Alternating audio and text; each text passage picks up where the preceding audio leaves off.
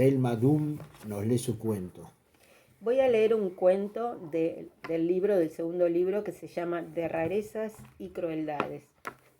El cuento se titula El confidente.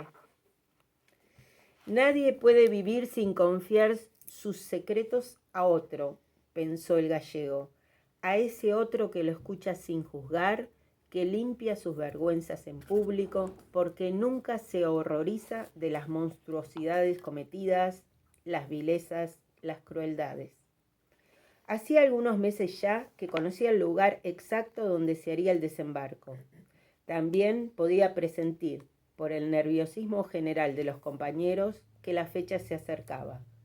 Pero todavía el resorte debería tensarse un poco más para que cuando él soltara un extremo, el golpe resultase atronador como un latigazo en la cara. Hombre duro, desconfiado, Aurelio Porta era habilísimo para encontrar los negocios turbios que le reportarían ganancias. Tenía contactos en varios círculos de poder: caballos, piratería, prostitución, seguridad. Pero estaba solo, tan solo como puede estarlo un hombre en medio del bullicio que armaban mujeres fáciles y empleados dóciles. En la gente que lo rodeaba brillaba la codicia como el latón de las alhajas falsas. La fiebre que los hermanaba los hacía inexpugnables para quienes no conocieran la ambición ciega de querer cada vez más, no importa de qué. Más mujeres, más dinero, más droga, más autos, más propiedades. Se habían vuelto un clan. Al gallego le había resultado difícil penetrar en esa coraza al comienzo de su carrera, mimetizarse entre aquellos animales roedores.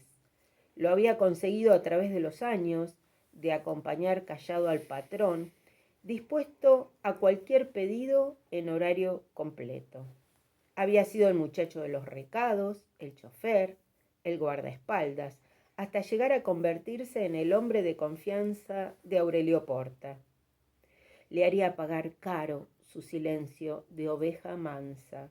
Sonreía para sí cuando el patrón se jactaba de sus arremetidas sexuales con jovencitas, hijas de sus mejores amigos, sobrinas, primas menores. A él le tocaba el ablande, los ramos de flores en cestas con orquídeas al día siguiente de la presentación, los bombones suizos a la semana. En menos de 10 días terminaban en el camarote del Príncipe, la embarcación permanentemente disponible en el puerto de Olivos. ¿A quién no le resulta romántico la navegación nocturna a la luz de las velas? El verdugo ejecutaba su papel con tal maestría que las mujeres guardaban silencio por vergüenza propia y para no confesar hasta dónde habían llegado en aceptar el sexo violento. Al gallego aquello no le interesaba. Era parte de su trabajo tener aliviado al patrón de sexo, y las minitas se buscaban ellas mismas los problemas al aceptar las invitaciones.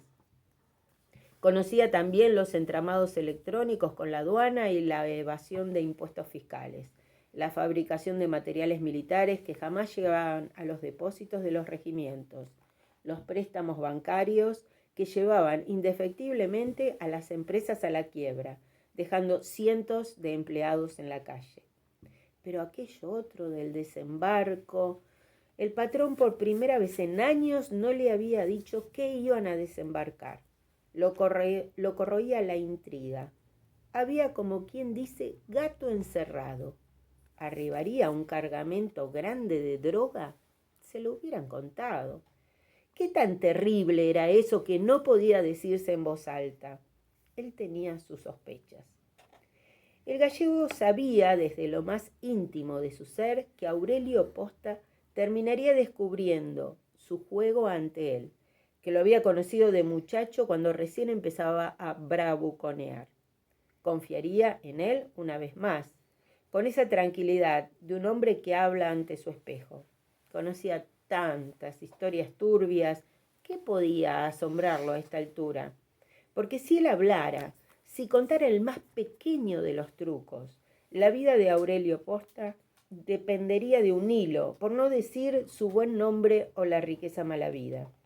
Solo debía encontrar al hombre quien se animara a denunciarlo en los medios. Y entonces sí, ese día el gallego cantaría como un gallo de riña para devolver dolor por dolor, humillación por humillación, a quien lo había convertido en ese despojo de sí mismo que era ahora. Un perro solitario igual que su señor, que muerde la mano del que le da de comer.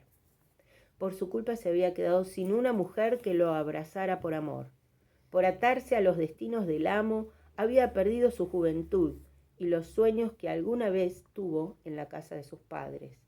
Ni siquiera había podido despedirse cuando su madre murió, allá sola en la provincia de Corrientes, atendida por médicos y enfermeras de la mejor clínica de Goya, pero en absoluta soledad, porque no pudo escapar de su trabajo durante esos días.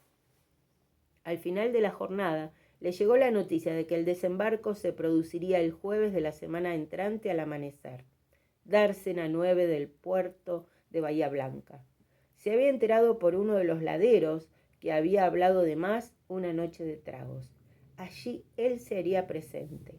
Tomaría la autopista Ezeiza Cañuelas en su automóvil a las 10 de la noche y para las 5 de la mañana arribaría a la ciudad para ver con sus propios ojos aquello que no le decían. Cuando a medianoche llegó en el Chevrolet Onix a la playa de estacionamiento del restaurante de San Isidro, a donde le habían pedido que fuera de soporte, se quedó sentado dentro del vehículo, acompañado por un viejo jazz que sonaba con melodía envolvente. Escuchó un golpe seco en la puerta y bajó la ventanilla para verle la cara al viejo, como él lo llamaba, aunque tenía su misma edad. Aurelio Porta le informó que en 2 días lo esperaba en el puerto provincial y le dio las indicaciones. Justo donde quería ir, pensó el gallego. El muelle estaba desolado y el frío azotaba las banderitas de los veleros con un baile frenético. Apareció otro coche que se colocó de trompa frente a él. El gallego sintió una sensación rara en el estómago, como si alguien lo pateara desde adentro para reventarlo. Un pez de lomo brillante emergió de la superficie del río y cayó con un chasquido metálico. La cabeza del gallego chocó limpiamente sobre el volante de cuero deportivo. Cuando el viejo miró a través del parabrisas astillado, se frotó las manos frías y se marchó con la cabeza baja. El gallego conoció el secreto del embarco que lo había intrigado cuando Roque y Sebastián cargaron su cuerpo robusto sobre otros en la bóveda del barco y levaron anclas.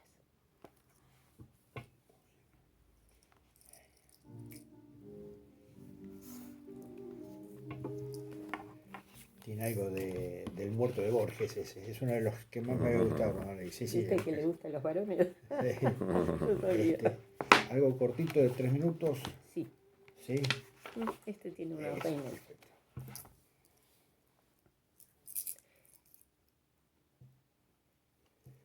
Selma Dum nos lee su cuento. Empiezo. Mujer en mármol. Es un cuento dedicado a mi amiga Estela Maris Álvarez. A punto de abandonar la cálida sala de estar por un exterior frío y lluvioso, Eugenia Solari aprontó la llave del departamento, el piloto y la cartera de cuero. Cerró la puerta de calle con lentitud y sonrió para sí misma, imaginándose ya en posesión de la escultura. Aquella figura de mujer desnuda en piedra que la había cautivado desde que la vio en el negocio de San Telmo. Percibió los golpes del martillo enfurecido en la piel seca, la horadación de las cuencas vacías. Un dolor punzante crispó la frente abombada y surgieron las cejas estremecidas. En el último verano, mientras el calor se vertía como una espesa marea entre las aceras calcinadas, una caminata de tiempo libre la había conducido hasta las vidrieras de un comercio en penumbras. Allí, frente al vidrio sucio, contempló extasiada una escultura de mujer que parecía llamarla, con sus brazos extendidos hacia el techo, en ademán de súplica.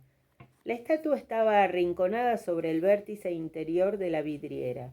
Los otros objetos, jarrones, soportes de lámparas, retratos ovales, caireles, aprisionaban la figura contra el fondo de la vitrina y apenas se entreveía, desde afuera, la belleza del perfil romano y de los gestos adustos.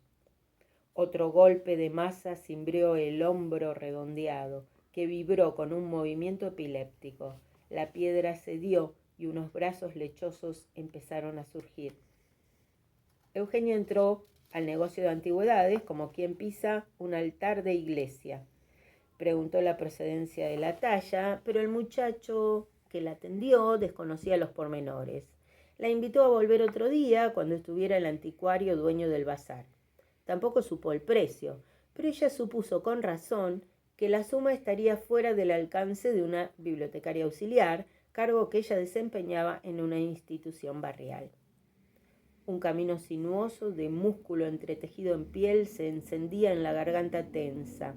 El mármol se entregaba, ganaba en detalle de fibras y tendones, pero la boca del rostro sin ojos se había crispado en un grito silencioso de mueca despavorida.